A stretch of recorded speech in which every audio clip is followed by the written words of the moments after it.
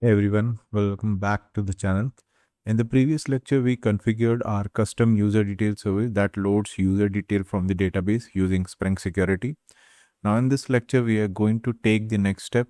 We will be building a user registration REST API that allows a new user to register into our application. But we are not just going to store the user in the database. We will also add an extra security layer before saving the password. We will check whether the password has already been compromised in any data breaches using the Have I Been Pawned API. If the password is found in any of the leaked databases, we will reject it and ask the user to choose a more secure password. Along with this, we will also make a few updates in our Spring Security configuration so that the registration API can be accessed without the authentication. And we will also configure it properly with the CSRF protection, which we will see. And by the end of this video, you will clearly understand how to build a user registration REST API, how to store users securely in the database, how to validate password against compromised password databases, and how to configure Spring Security for public endpoints. So as of now, whenever we wanted to create a new user for authentication, we were inserting the records directly into the database using SQL scripts. So approach is not an ideal for production application. In real world application, we should always expose REST API or MVC endpoint that allow the users to register their account through a UI application or mobile application. That is why in this lecture, we will create a REST API for user registration. For now, I will only implement the register API on the backend side, and we will test it using the Postman. In the real world application, this REST API can be consumed by web application, mobile application, third-party integration, or other backend services. Now, when it comes to the user registration or creating users in the Spring Security, we know that Spring Security provides a contract called User Detail Manager. Let me just open the User Detail Manager. There are n number of methods which are already available. But in this lecture, I do not want to involve the Spring Security framework during the user registration process. And there are few reasons for that. The first reason that if we are start using this interface for registration, then we may also need to support many additional methods or contracts which is inside this particular interface, like update user, delete user, change password, user exist.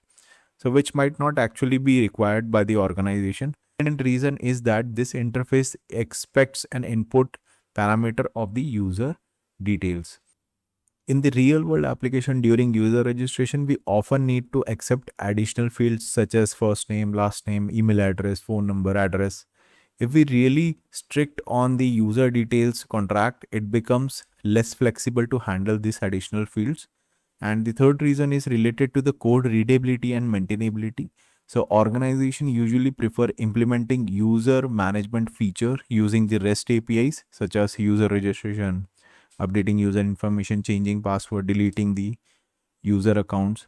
So when these operations are implemented through standard REST API, it becomes much easier for now developer to understand the code base.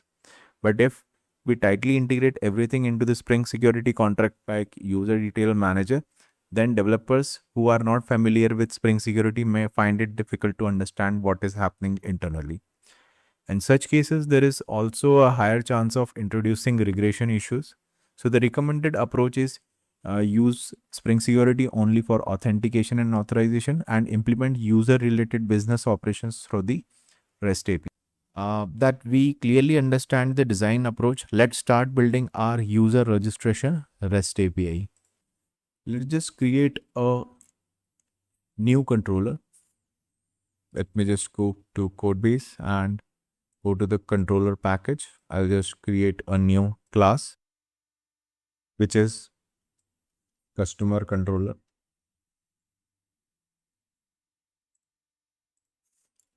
Next, I'll just add it as a REST controller. I will also add a request mapping, which is customer API v1. create a method which is public response entity,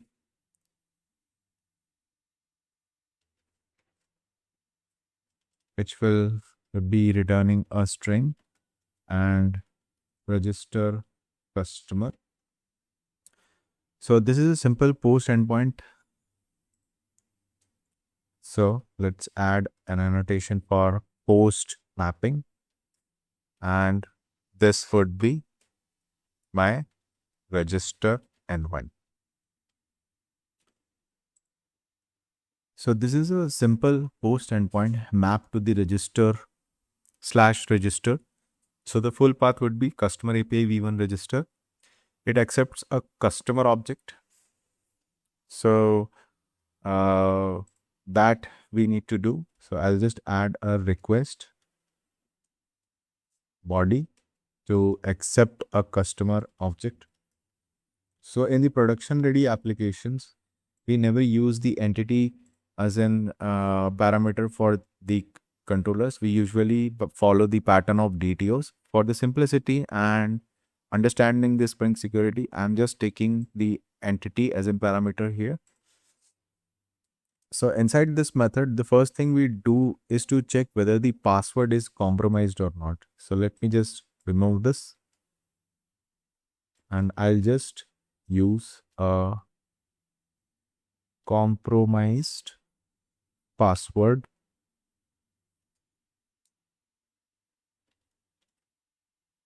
decision class. And for this class, I need to auto-wire or create a instance of it. So I'll just use private final compromise password checker and compromise password checker. I'll just add here required args constructor compromise password checker,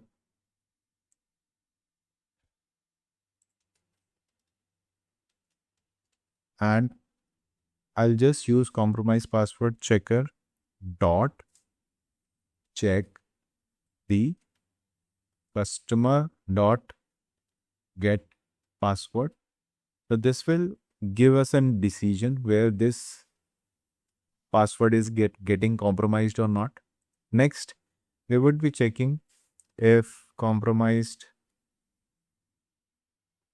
password decision is compromised. If yes, then in that particular case, we will return response entity dot status http status dot bad request with a body stating that the provided password is compromised. Please provide a strong password.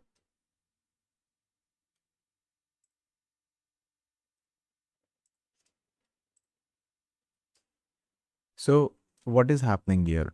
We are just calling the compromised password checker dot check with the raw password. Under this hood, this use the have I bond REST API, the beanie we configured in the Spring security. So if the password is found in a known breach, we immediately return a 400 bad request telling the user to choose a strong password. This is a great security practice. We are protecting user from the using password that are already out in the wild. So if the password is not compromised, we proceed to encode it and save it. So let me just open the try and catch block. Inside this, I will be doing this. So let's just, before putting the password into our database, we are going to convert the password into a hashed password using the password encoder, and then we are going to save it into the database. Before that, we need a password encoder bean. So let's just create a private final password encoder, and what we are going to do here is string hashed password equals to password encoder dot and encode customer dot get password. And what we are going to do, we are going to set this hashed password inside the password variable inside the entity. And what we are going to do now, we need to save this customer to the database. So before that, we also need to get the bean of our customer repository. Let me just create it. And then here I am going to call the customer repository dot save and the customer. So this is the beauty of the Spring Data JPA. We haven't tried the save method, but it already provides a ready-made method to save the object inside your database. So let me just extract the saved user, saved customer, and we will also check if the customer is saved or not. So I'll just get the ID and check, simply check, and if so, I'll just return the response entity dot status http status dot created dot body given user details are successfully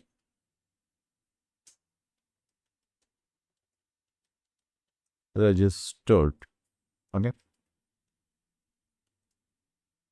And else we will be returning an bad request user registration.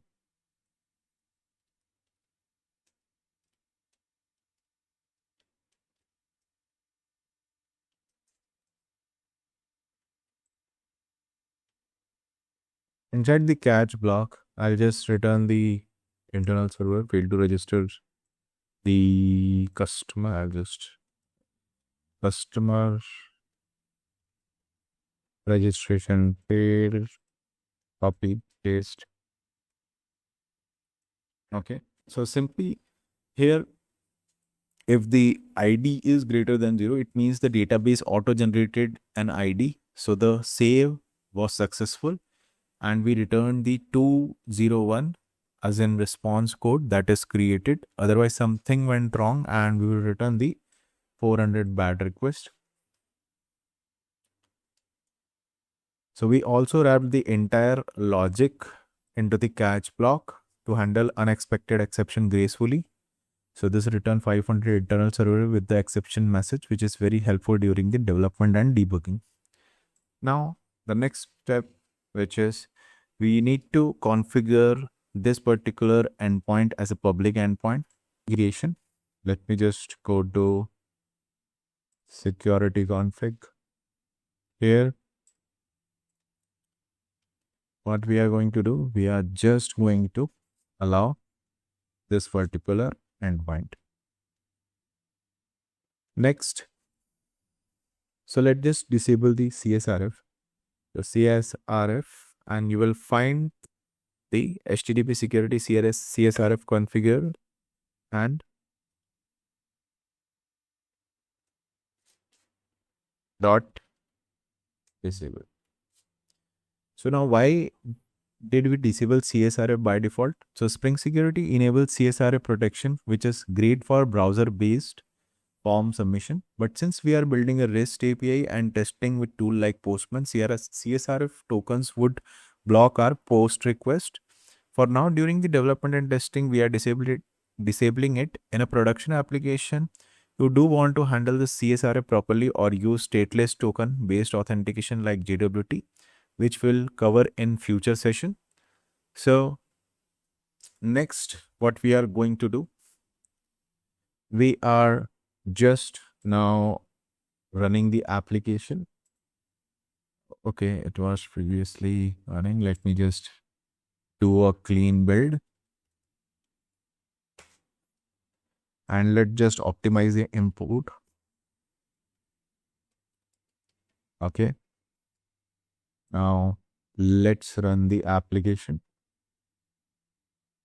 Just we will enable or run the application in a debug mode. Meanwhile, we also do add a breakpoint over the customer controller, and here I'm just interested to add the breakpoint. So okay, our application is now working fine. It is up and running. Let's just move to the Postman, and I'll just hit the context details API, and I have added into the Postman. I'll just use no auth because this is a public API. And yes, we got the response. Here are the contact details. Let's just again hit the another public API, which is notices API v1 details. Now let's just go and see with the no auth. This is the secured endpoint. I'll just send the request. We got the 401. Now let's create a public API. You can click on here this add request, and I'll just rename it register customer, and it is a post API.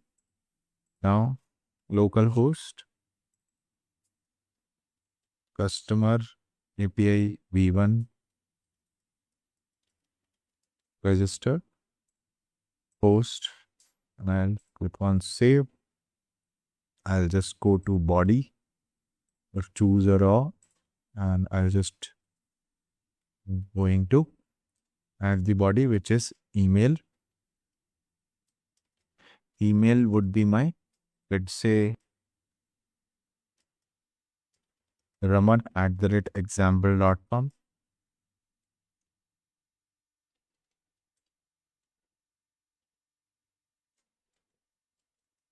Password would be, I'll just add Raman,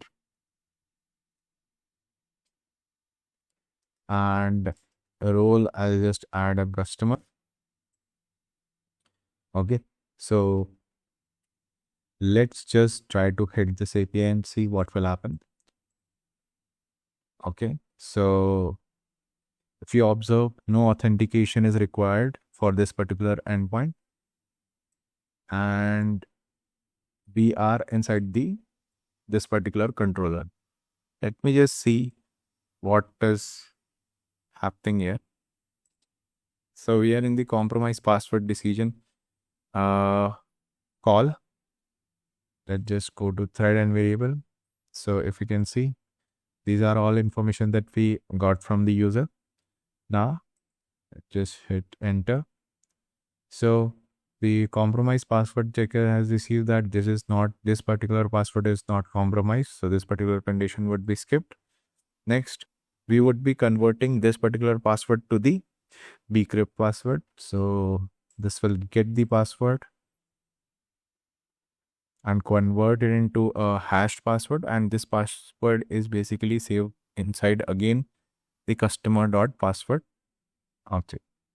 Now if you can see, password is now changed, and I'll just go to here, and basically your user is now saved. If you can see console, the insert query has been run into your database, and then we can just allow this particular request to go through, and we can check the postman given user details are successfully registered. And now we can go inside this particular database and see whether that particular user is now inserted or not. So yes, our user is successfully registered here. Let's just again go to here. I'll just create another user, which is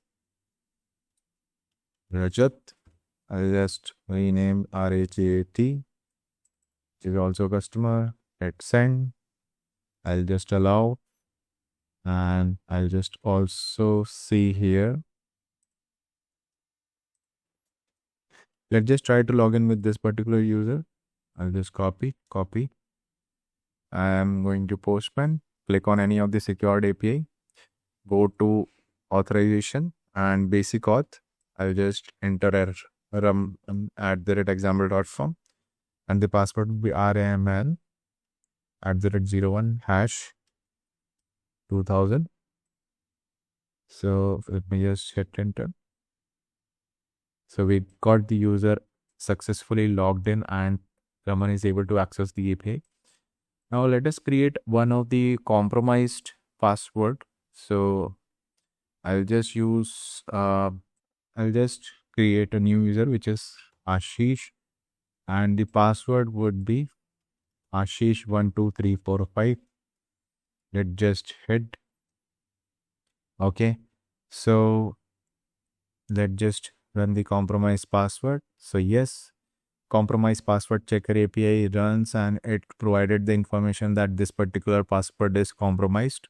So now we are inside this particular condition, and 400 bad requests would be sent to the user stating the provided password is compromised. Let's just check inside the response. So you can find the provided password is now compromised. So let's just quickly recap the supported class that make this all work together. So customer.java, which we have created. So our JP entity mapped to the customer table. The next is the controller that we have created, customer controller, where we are creating the or checking the compromised password and hitting it to the database. So these are the main thing that we have done. The flow is user sends a post request with email, password, and role. We check if password is compromised. If not, we encoded it, save to the database, and return success or failure response to the user.